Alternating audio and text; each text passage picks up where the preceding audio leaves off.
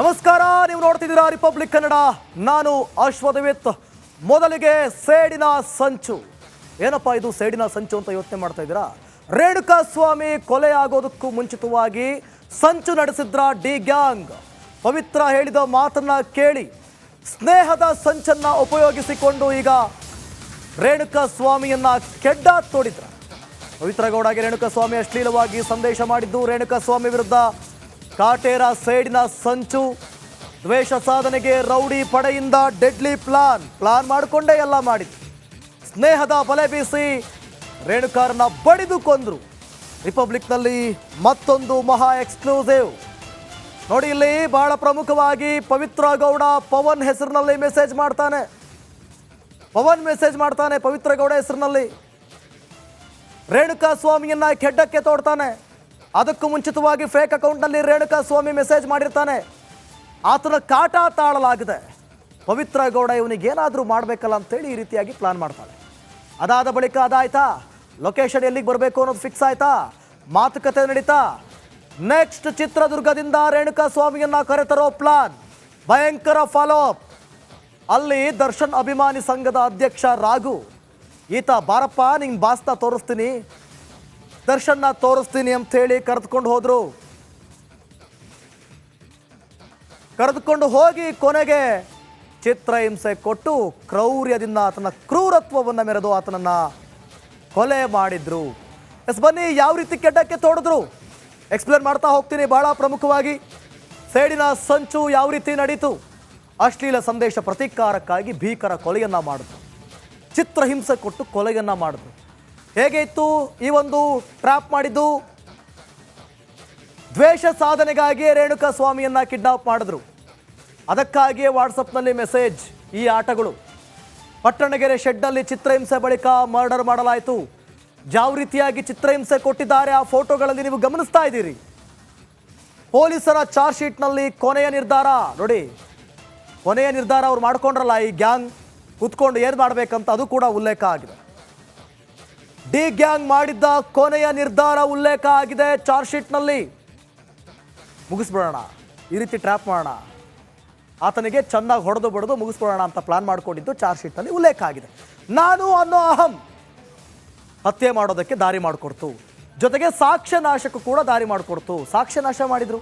ನಾನು ಸ್ಟಾರ್ ನಟ, ನನಗೆ ಲಕ್ಷಾಂತರ ಅಭಿಮಾನಿಗಳಿದ್ದಾರೆ, ನಾನು ಏನು ಮಾಡಿದ್ರು ನಡೆಯುತ್ತೆ ಅನ್ನುವಂಥ ದುರಹಂಕಾರ, ಅದರ ಪರಮಾವಧಿ ಕೂಡ ಈಗ ಮೀರೋಯ್ತು. ಹಣ ಜನಬಲದಿಂದ ಪಾರಾಗ್ತೀನಿ ಅನ್ನೋ ಅಹಂ. ಹಣ ಇದೆ, ಜನಬಲ ಇದೆ, ಅಭಿಮಾನಿಗಳು ನಾನು ಏನು ಮಾಡಿದ್ರು ಸರಿ ಅಂತಾರೆ. ಇದರ ಅಹಂ ಮತ್ತಿಗೇರಿತ್ತು, ನೆತ್ತಿಗೇರಿತ್ತು. ಅದರ ಮತ್ತು ದರ್ಶನ್ ದುರ್ಯೋಧನ ಮುಖ ಬಟಾಬಯಲಾಗೋಯ್ತು. ದುರ್ಯೋಧನನು ಕೂಡ ಇದೇ ರೀತಿಯಾಗಿ ತಾನು ಮಾಡಿದ್ದೇ ಸರಿ ಅನ್ನುವಂಥ ಒಂದು ಅಹಂಕಾರ, ದುರಹಂಕಾರ, ಅದರ ಪರಮಾವಧಿ ಏನಾಯಿತು ಕೊನೆಗೆ? ಭೀಮ ಏನು ಮಾಡ್ತಾನೆ ಮಹಾಭಾರತದಲ್ಲಿ ಕೊನೆಗಾಲದಲ್ಲಿ? ಈಗ ಪಾಪದ ಕೊಡ ತುಂಬಿ ದರ್ಶನ್ ಈಗ ಏನೇ ಮಾಡಿದ್ರು, ಜೈಲೊಳಗೆ ತಪ್ಪು ಮಾಡಿದ್ರು ಕೂಡ ಸಿಕ್ಕಾಕೊಂಡು ಮತ್ತೊಂದು ಜೈಲಿಗೆ ಶಿಫ್ಟ್ ಆಗುವಂಥ ಪರಿಸ್ಥಿತಿ ಬಂದೋದಾಗಿದೆ. ಓಕೆ, ಮುಂದಿನ ಸುದ್ದಿಯತ್ತ ಗಮನ ಹರಿಸೋಣ. ದ್ವೇಷಕ್ಕಾಗಿ ಸಂಚು ಮಾಡಿದ್ರು, ಹೊಂಚಾಕಿದ್ರು. ಕೊನೆಗೆ ಏನೆಲ್ಲ ಕತೆ ಆಗೋಯ್ತು ನೋಡಿ. ಪಾಪ ರೇಣುಕಾ ಸ್ವಾಮಿ ನರಪೆತ್ಲ, ಆತನ ನೋಡಿದ್ರೆ ಹೊಡೆಯೋದು ಬೇಡ, ಕರೆಕ್ಟಾಗಿ ವಾರ್ನಿಂಗ್ ಕೊಟ್ಟು ಆತನ ಕತೆ ಮುಗಿಸ್ಬೋದಿತ್ತು, ಎಲ್ಲವನ್ನೂ ಕೂಡ ಮುಗಿಸ್ಬೋದಿತ್ತು ಬರೀ ವಾರ್ನಿಂಗಲ್ಲಿ. ಈ ಬಗ್ಗೆ ಮತ್ತಷ್ಟು ಮಾಹಿತಿಯನ್ನು ಕೊಡ್ತಾರೆ ನನ್ನ ಪ್ರತಿನಿಧಿ ಮಾದೇಶ್. ಡೆಸ್ಕ್ನಿಂದ ಲೈವ್ನಲ್ಲಿ ಜಾಯ್ನ್ ಆಗ್ತಿದ್ದಾರೆ. ಮಾದೇಶ್, ಹಂತವಾಗಿ ಪ್ಲಾನ್ ಮಾಡ್ಕೊಳ್ತಾರೆ. ಸೊ ಹಾಗಾದರೆ ಸಂಚು ನಡೆದಿದ್ದು ನಿಜಾನ? ಆ ಬಗ್ಗೆ ಮತ್ತಷ್ಟು ಮಾಹಿತಿಯನ್ನು ನೀವು ಕೊಡೋದಾದರೆ. ಖಂಡಿತ ದಿವಿತ್, ಯಾವುದೇ ಒಂದು ಕೇಸ್ ಆದರೂ ಕೂಡ ಪೊಲೀಸರು ಚಾರ್ಜ್ ಶೀಟ್ ಹಂತದಲ್ಲಿ ಆ ಒಂದು ಕೇಸ್ಗೆ ಕನ್ಕ್ಲೂಷನನ್ನು ನೀಡುವಂಥ ಕೆಲಸವನ್ನು ಮಾಡ್ತಾರೆ. ಅಂದರೆ ಆ ಒಂದು ಕೊಲೆಯ ಮೋಟಿವ್ ಏನು, ಆರೋಪಿಗಳ ಉದ್ದೇಶ ಏನಾಗಿತ್ತು ಅನ್ನೋದನ್ನು ಆ ಒಂದು ತನಿಖೆ ವೇಳೆ ಒಂದಷ್ಟು ಅಂಶಗಳ ಮೂಲಕ ಅದನ್ನು ನಿರ್ಧಾರ ಮಾಡುವಂಥ ಕೆಲಸವನ್ನು ಮಾಡ್ತಾರೆ. ಅದೇ ರೀತಿಯಾಗಿ ರೇಣುಕಾ ಸ್ವಾಮಿ ಕೊಲೆ ಕೇಸ್ನಲ್ಲಿ ದರ್ಶನ್ ಇಡೀ ಗ್ಯಾಂಗ್ನ ಉದ್ದೇಶ ಏನಾಗಿತ್ತು, ಯಾವೊಂದು ಕಾರಣಕ್ಕೆ ಒಂದು ಕೊಲೆ ಆಗಿತ್ತು ಅನ್ನೋದಕ್ಕೆ ಸಂಬಂಧಪಟ್ಟಂತೆ ಇಷ್ಟೂ ದಿನಗಳ ಕಾಲ ಸಮಗ್ರ ತನಿಖೆ ನಡೆಸಿರುವಂಥ ಪೊಲೀಸರು ಒಂದು ನಿರ್ಧಾರಕ್ಕೆ ಬಂದಿದ್ದಾರೆ.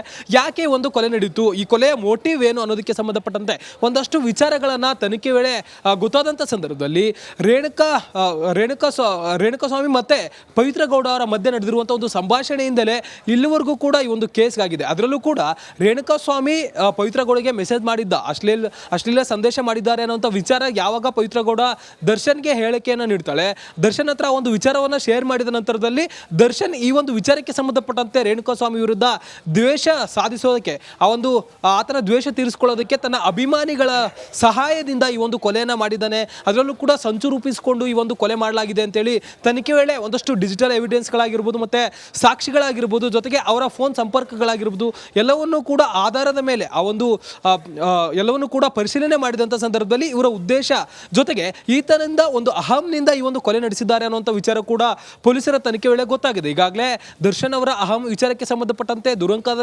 ವಿಚಾರಕ್ಕೆ ಸಂಬಂಧಪಟ್ಟಂತೆ ಸಾಕಷ್ಟು ಚರ್ಚೆಗಳು ಕೂಡ ಆಗ್ತಿತ್ತು. ಒಂದು ವಿಚಾರ ಅಂದ್ರೆ ಇಂಡಸ್ಟ್ರಿಯಲ್ಲಿ ಸಾಕಷ್ಟು ಚರ್ಚೆ, ಅದು ಬೇರೆ ವಿಚಾರ. ಆದ್ರೆ ಈ ಒಂದು ಕೊಲೆಯಲ್ಲೂ ಕೂಡ ತನ್ನ ಒಂದು ಅಹಂನಿಂದ ಈ ಒಂದು ಕೃತ್ಯ ಎಸಗಿದ್ದಾರೆ ಅನ್ನುವಂಥದ್ದು ತನಿಖೆ ವೇಳೆ ಗೊತ್ತಾಗಿದೆ. ಅದೆಲ್ಲವನ್ನು ಕೂಡ ಒಂದು ಕನ್ಕ್ಲೂಷನ್ ಅನ್ನ ಈಗ ಪೊಲೀಸರು ಚಾರ್ಜ್ ಶೀಟ್ ನಲ್ಲಿ ಉಲ್ಲೇಖ ಮಾಡುವಂತ ಕೆಲಸವನ್ನ ಮಾಡಿದ್ದಾರೆ. ದಿವಿತ್, ಥ್ಯಾಂಕ್ ಯು ಮಾದೇಶ್ ನಿಮ್ಮೆಲ್ಲ ಮಾಹಿತಿಗಾಗಿ. ನೋಡಿ, ಇವತ್ತು ಗಣೇಶ ಹಬ್ಬ, ಇಡೀ ದೇಶ ಗಣೇಶ ಹಬ್ಬದ ಸಂಭ್ರಮದಲ್ಲಿ ಮುಳುಗಿದೆ. ಆದರೆ ನಟ ದರ್ಶನ್ಗಿಲ್ಲ ಗಣಪನ ದರ್ಶನ ಮಾಡುವಂತಹ ಭಾಗ್ಯ. ಪಾಪ ಕೇಳಿದ್ರಂತೆ, ನಾನು ಗಣಪನ ದರ್ಶನ ಮಾಡಬೇಕು, ವಿಘ್ನ ನಿವಾರಕನ ದರ್ಶನಕ್ಕೆ ಅವಕಾಶ ಮಾಡಿಕೊಡಿ ಅಂತ. ಆದರೆ ಮೇಲಾಧಿಕಾರಿಗಳು ಅವಕಾಶ ನೀಡದಂಥ ಹಿನ್ನೆಲೆಯಲ್ಲಿ ಕಾಟೇರನಿಗೆ ಅವಕಾಶ ಸಿಕ್ಕಿಲ್ಲ. ಆದರೆ ಗಣಪತಿಯ ದರ್ಶನದ ಪೂಜೆ ಬಳಿಕ ಪೊರ್ಕಿಗೆ ಪ್ರಸಾದವನ್ನು ಕೊಟ್ಟಿದ್ದಾರಂತೆ. ಪೂಜೆ ಆದ ಬಳಿಕ ಅದರ ಪ್ರಸಾದವನ್ನು ಸಿಬ್ಬಂದಿ ಸೆಲ್ನಲ್ಲಿದ್ದಂಥ ದಾಸನಿಗೆ ಪ್ರಸಾದವನ್ನು ಕೊಟ್ಟಿದ್ದಾರೆ ಅನ್ನುವಂಥ ಮಾಹಿತಿ ಸದ್ಯಕ್ಕೆ ಸಿಗ್ತಾ ಇದೆ.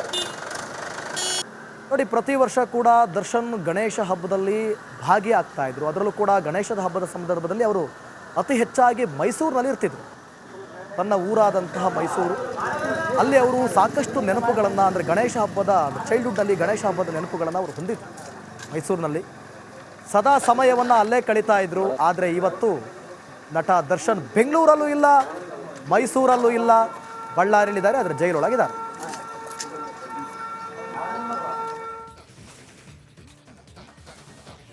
ರೇಣುಕಾಸ್ವಾಮಿ ಕೊಲೆ ಪ್ರಕರಣಕ್ಕೆ ಸಂಬಂಧಿಸಿದಂತೆ ಈಗಾಗಲೇ ಚಾರ್ಜ್ ಶೀಟ್ ಅನ್ನು ಸಲ್ಲಿಸಲಾಗಿದೆ. ಸೋಮವಾರದಂದು ನಟ ದರ್ಶನ್ ಜಾಮೀನು ಕೋರಿ ಅರ್ಜಿಯನ್ನ ಸಲ್ಲಿಕೆ ಮಾಡುವಂತ ಸಾಧ್ಯತೆ ಇದ್ದು, ಎಫ್ಐ ಆರೋಪಿ ನಂದೀಶ್ ಅಕ್ಕ ವಿಜಯಲಕ್ಷ್ಮಿ ಸಹಾಯಕ್ಕಾಗಿ ಭೇಟಿಯಾಗಿದ್ದಾರಂತೆ. ಈ ಕುರಿತು ಒಂದು ವರದಿ ಇಲ್ಲಿದೆ.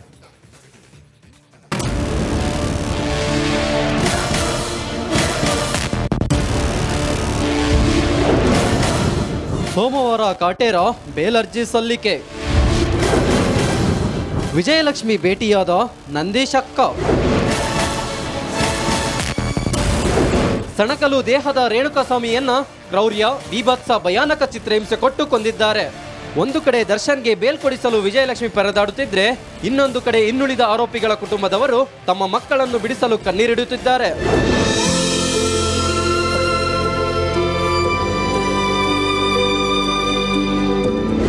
ಈ ಕೊಲೆ ಪ್ರಕರಣದಲ್ಲಿ ಒಟ್ಟು 17 ಆರೋಪಿಗಳಿದ್ದು, ದರ್ಶನ್ ಮತ್ತು ಪವಿತ್ರ ಹೇಗೋ ವಕೀಲರನ್ನು ನೇಮಿಸಿಕೊಂಡಿದ್ದಾರೆ.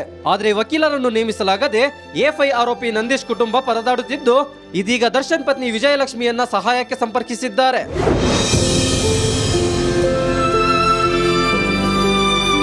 ಹೌದು, ಸೋಮವಾರ ದರ್ಶನ್ ಜಾಮೀನು ಅರ್ಜಿ ಸಲ್ಲಿಕೆ ಮಾಡುವ ಸಾಧ್ಯತೆ ಇದ್ದು, ನಂದೀಶ್ಗೂ ಸಹ ಜಾಮೀನು ಕೊಡಿಸಿ ಎಂದು ಎಫ್ಐ ಆರೋಪಿಯ ಅಕ್ಕ ವಿಜಯಲಕ್ಷ್ಮಿಯನ್ನು ಕೋರಿದ್ದಾರೆ. ಇದಕ್ಕೆ ದರ್ಶನ್ ಪತ್ನಿಯೂ ಸಹ ಸಹಾಯದ ಹಸ್ತ ಚಾಚಿದ್ದಾರೆ ಎನ್ನಲಾಗ್ತಿದೆ.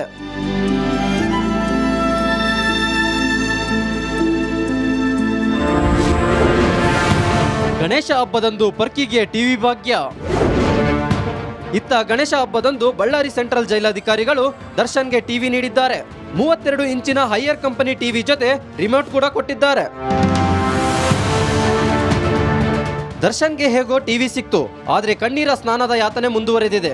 ಹೌದು, ಬಳ್ಳಾರಿ ಜೈಲಿನಲ್ಲಿ ಸ್ನಾನಕ್ಕೆ ಬಿಸಿ ನೀರಿನ ವ್ಯವಸ್ಥೆ ಇಲ್ಲ. ಹೀಗಾಗಿ ದರ್ಶನ್ ಜೈಲ್ ವ್ಯವಸ್ಥೆಗೆ ಅಡ್ಜಸ್ಟ್ ಆಗಿದ್ದಾರೆ. ಮಾದೇಶ್ ಜೊತೆ ರೇಣುಕಾ ರದ್ಯ, ರಿಪಬ್ಲಿಕ್ ಕನ್ನಡ. ಕಲಬುರಗಿಯಲ್ಲಿ ಹನಿ ಟ್ರಾಪ್ ಪ್ರಕರಣ, ರಾಜು ಲೇಂಗಟಿ ಎಂಬಾತನನ್ನ ಈಗ ಬಂಧಿಸಲಾಗಿದೆ. ನೋಡಿ, ಸ್ಟೇಷನ್ ಬಜಾರ್ ಪೊಲೀಸರು ಅರೆಸ್ಟ್ ಮಾಡಿದ್ದಾರೆ. ಉಳಿದ ಆರೋಪಿಗಳಿಗಾಗಿ ಪೊಲೀಸರು ತಲಾಶ್ ನಡೆಸಿದ್ದಾರೆ. ಯುವತಿಯರನ್ನ ಬಳಸಿಕೊಂಡು ಹನಿ ಟ್ರ್ಯಾಪ್ ಆರೋಪ. ನೋಡಿ, ಸಾಕಷ್ಟು ಬಾರಿ ಸಮಾಜದಲ್ಲಿ ಇಂಥದ್ದೇ ಜಾಸ್ತಿ ಕೇಳಲಿಕ್ಕೆ ಸಿಗುವಂಥ ಪ್ರಕರಣಗಳು.